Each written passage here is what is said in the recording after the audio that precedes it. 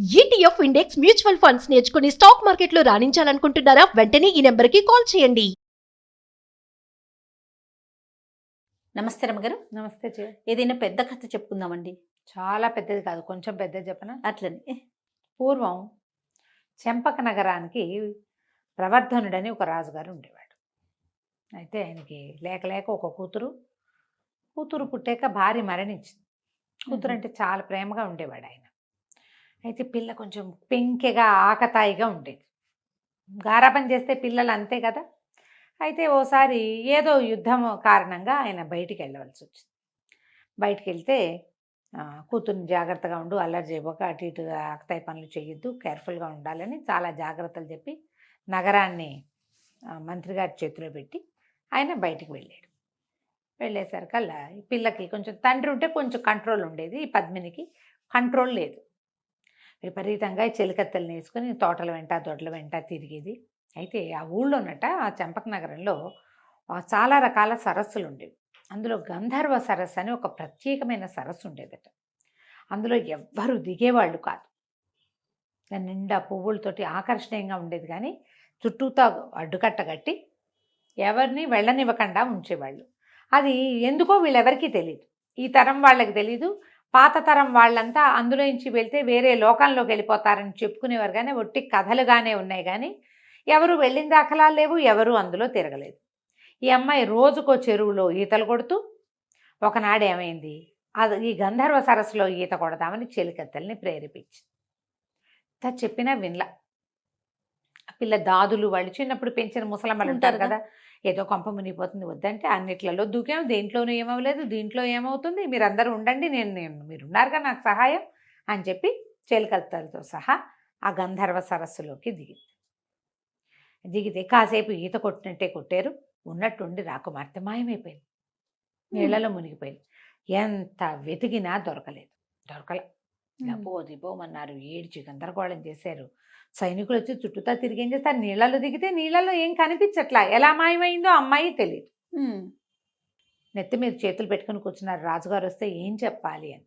కానీ మర్నాడు ఉదయం ఇవాళ చెరులో పడిన పిల్ల మర్నాడు తనంతట అది చెరులో ఇంచి నడిచి బయటకు వచ్చేసింది.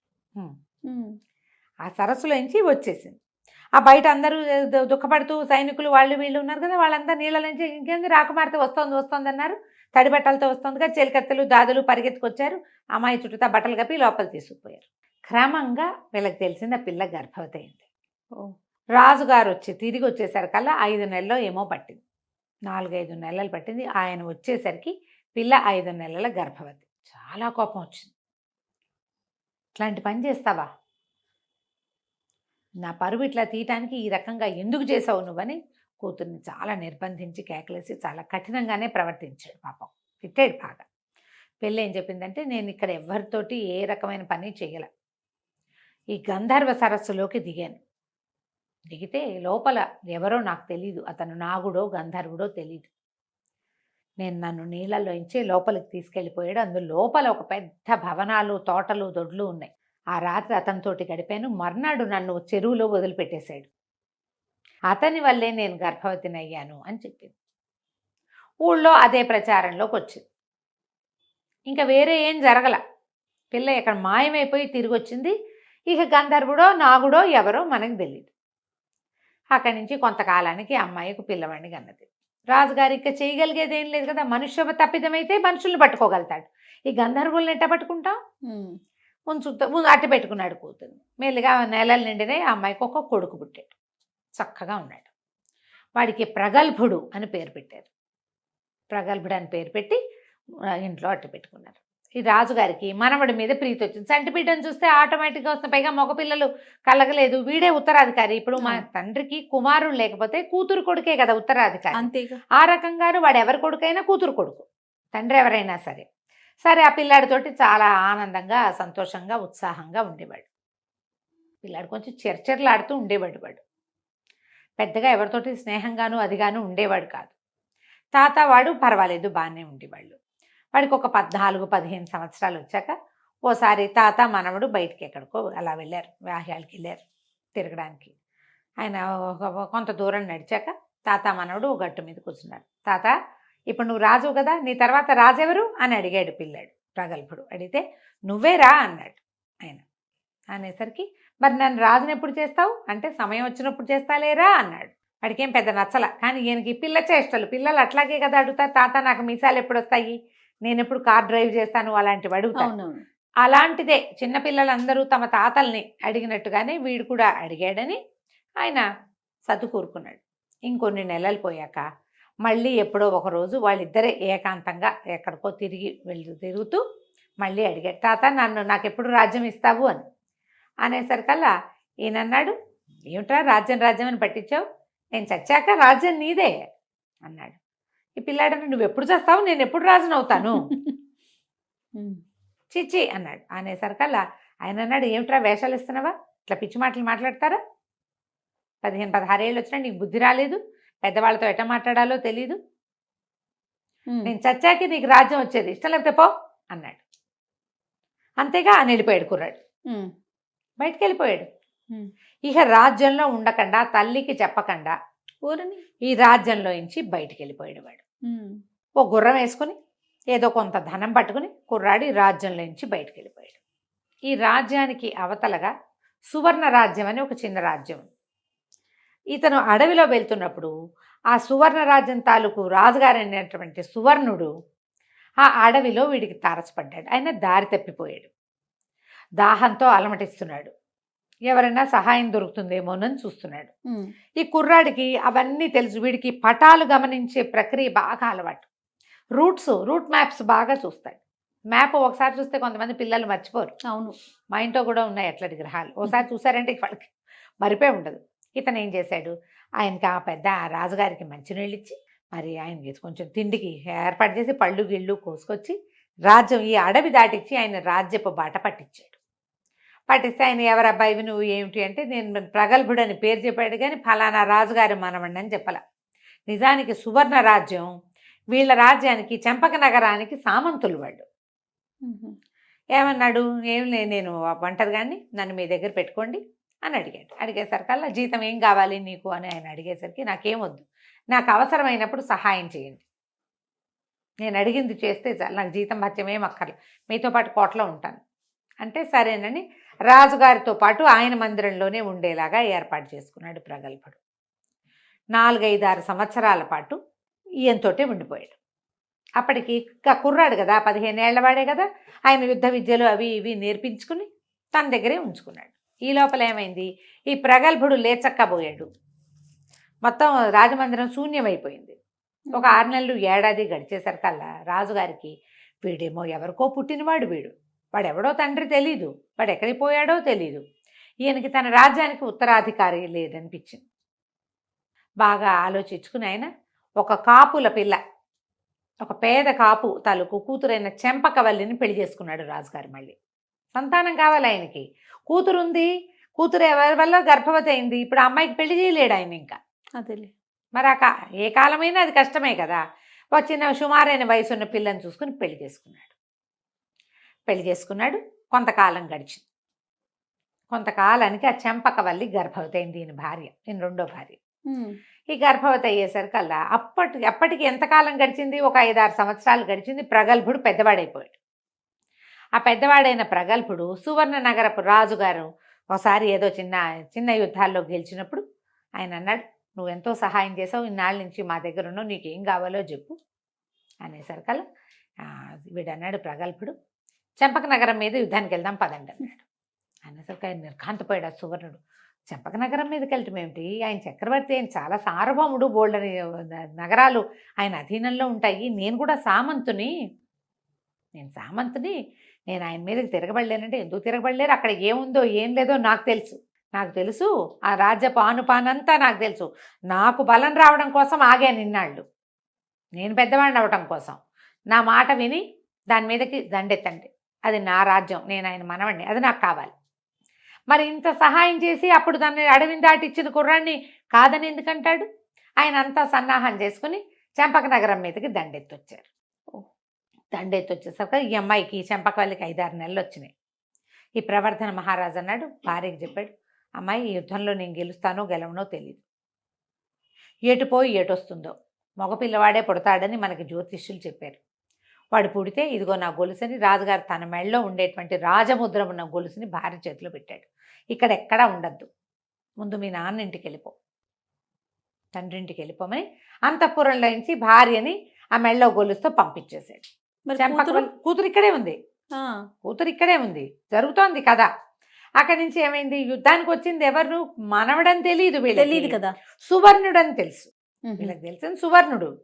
ఏదైనా ఇబ్బంది అవుతే, ఒకవేళ నేను ఓడిపోతే పిల్లాన్ని రాజుగా పెంచాలి, ఇదిగో వీడే ఈ నగరానికి రాజని చెప్పాలి అని చెప్పి భార్యని రాజముద్ర. పంపించేశాడు. రాజముద్రని అమ్మాయి చేతిలో పెట్టి పంపేశాడు. యుద్ధానికి వెళ్ళారు. వెళ్ళేసరికల్లా కుర్రాడు మనవడు యుద్ధంలో తాతగారిని సంహరించాడు. ఓరిని. ప్రవర్ధన మహారాజు మరణించాడు. ఉమ్. మహారాజు మరణించేసరికల్లా ఇంకేముంది, ఇప్పుడు రాజు అయిన వాడెవడు, ఆయన స్వయాన మనవడే. ఆ. తాతగారికి బోళ్ళంతమంది విధేయులుగా ఉన్న వాళ్ళందరినీ తీసి అవతల పారేసి సువర్ణ నగరంలో తనతో పాటు ఉన్న వాళ్ళని తెచ్చుకొని ఇక్కడ పెట్టుకున్నాడు. రాజు అయిపోయాడు. తల్లికి ఏం అభ్యంతరం, తన కొడుకేగా రాజు అయ్యాడు, తండ్రిని అంతేగా. చంపేశాడని కాస్త దిగులు పుట్టినా తన కొడుకు తిరిగి వచ్చాడని సంతోషించు. ఉమ్. తండ్రి ఎటాకు పెద్దవాడు, కానీ ఆయన పెళ్లి చేసుకున్నాడు, ఆవిడ కడుపుతో ఉంది, ఇలాంటి వార్తలేవి ఆవిడ కొడుక్కి చెప్పల. ఉమ్. తన తాత వివాహం చేసుకున్నాడని, ఆయనకు ఒక కుమారుడు కలిగేందుకు సన్నద్ధంగా ఉందని అతనికి తెలియదు. హాయిగా రాజయ్యాడు, శుభ్రంగా ఉన్నాడు. తీరా ఆవిడ కనే నాటికి వాళ్ళకి స్పష్టంగా తెలిసింది ప్రగల్భుడే రాజయ్యాడు. ఇప్పుడు ప్రగల్భుడు రాజైతే తనకి వారసుడిగా పోటీ ఉన్నవాడిని మేనమామ, ఉమ్.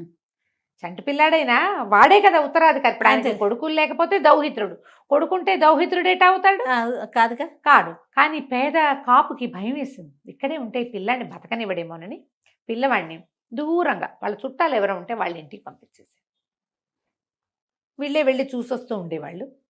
ఈమెకి పిల్లాడు పుట్టాడన్న సంగతి కూడా చుట్టుపక్కల ఎవరికీ తెలియనివ్వాల. వేరే వాళ్ళ ఇంట్లో వేరే ఊళ్ళల్లో పిల్లవాడిని పెంచుకున్నారు.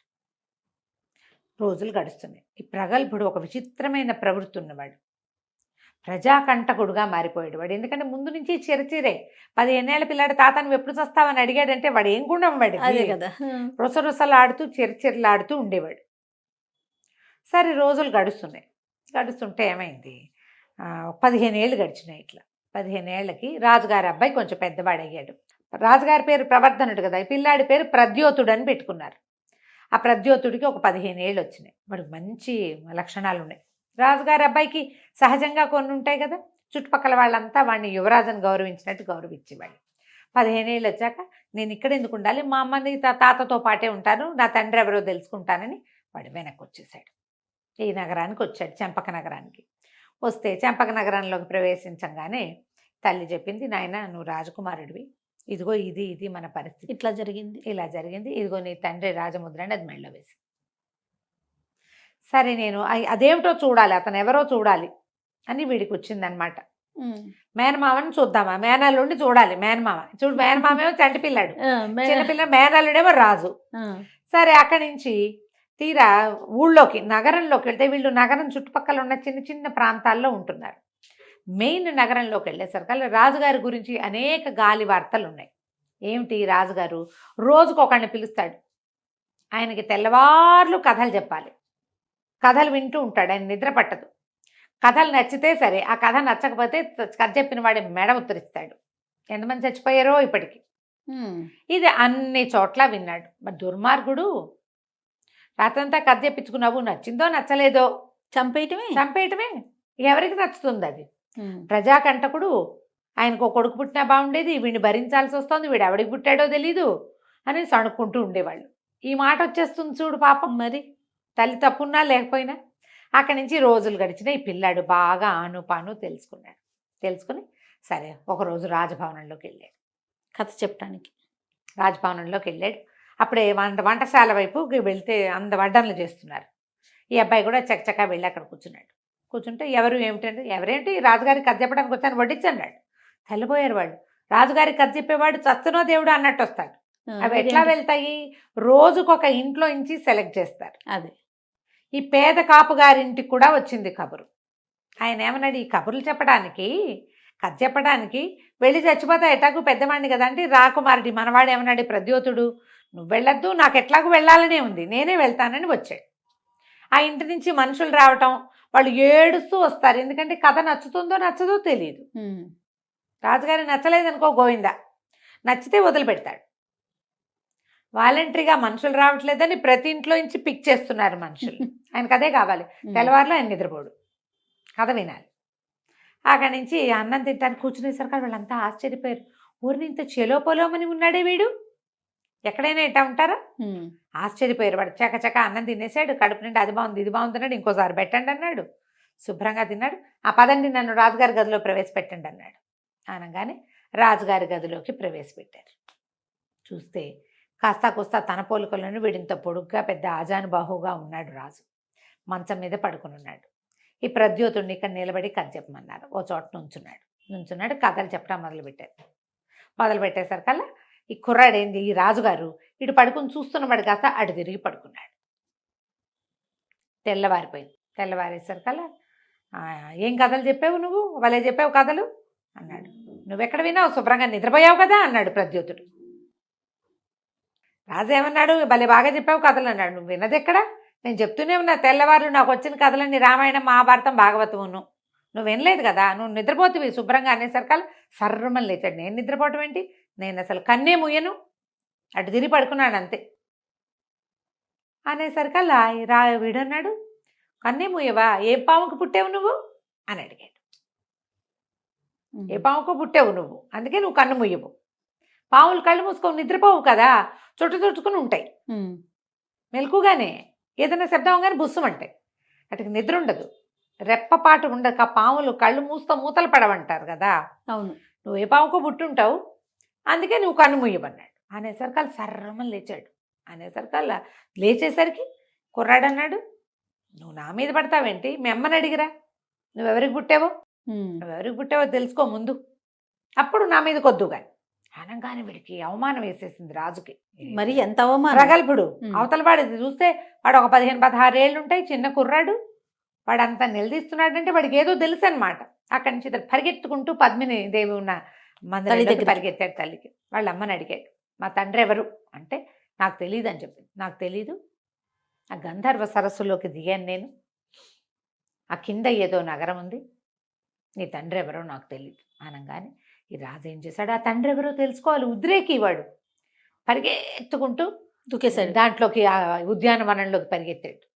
ప్రజలంతా పరిగెత్తారు, సైనికులు వాళ్ళు వీళ్ళు ఉంటారు. ఎక్కడికో రాజుగారు వెళ్తున్నాడని అందరూ అనుసరించారు. దవేల్మని ఆ గంధర్వ సరస్సులోకి దూకాడు. రోజంతా చూశారు రాల, 3 రోజులు చూశారు రాల, వారం చూశారు రాల. దూకిన వాడు పైకి రాలేదు, కన్ను ముయ్యని వాడు తండ్రి ఎక్కడున్నాడు, అందులో ఉన్నాడు. అక్కడి నుంచి వారం తిరిగేసరికల్లా ఆ దేశం అరాచకం అయిపోయింది. రాజు లేడు. మరి మంత్రి వాళ్ళు, సైన్యాధిపతి వాళ్ళంతా ఏమనుకున్నారు, ఎవరి వల్ల రాజుకి గతి పట్టిందో వాడు కదా రాజు. కుర్రాని సంభావించారు. కుర్రవాడు ఏం చెప్పాడంటే, నేనేదో ఈ రాజుని ఆదారి పట్టించాను కాబట్టి నన్ను రాజుని చేయక్కర్లా, నేనే మీ నిజమైన రాజునని తన మెడలో ఉన్న వస్తువు తీసి చేతిలో పెట్టాడు మంత్రికి. చూస్తే ఏముంది, రాజుగారి రాచముద్ర. ఆ అమ్మని తాతని రప్పించారు.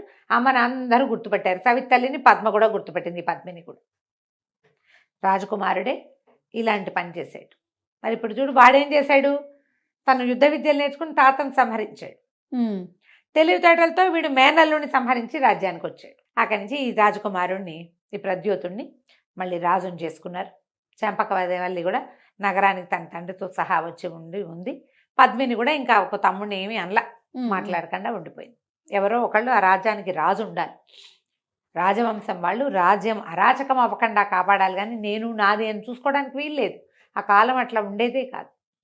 అలా నేను నాది అని చూసుకునేవాడు ఏమయ్యాడు, ఇదిగో మళ్ళీ చెరలో పడ్డాడు. కథ కంచికి మనం ఇంటికి. బాగుంది. నమస్తే. నమస్తే.